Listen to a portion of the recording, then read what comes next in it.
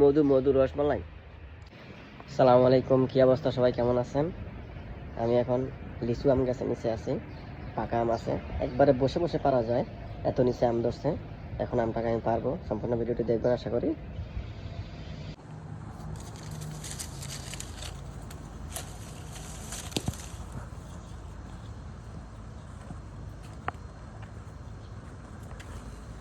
একবারে সম্পূর্ণ নিচে এই দেখেন, একটা ছড়িতে 10-12টা আম, একটা আম পাকা।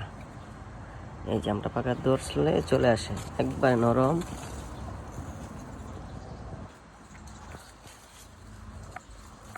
আরও আছে বিশেষ করে, কিন্তু আমি আর পারবো না।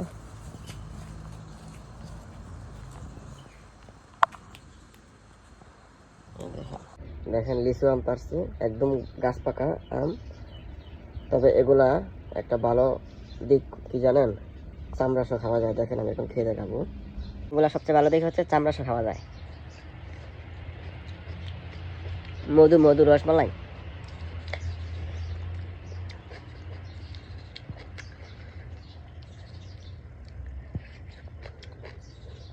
সেই স্বাদ।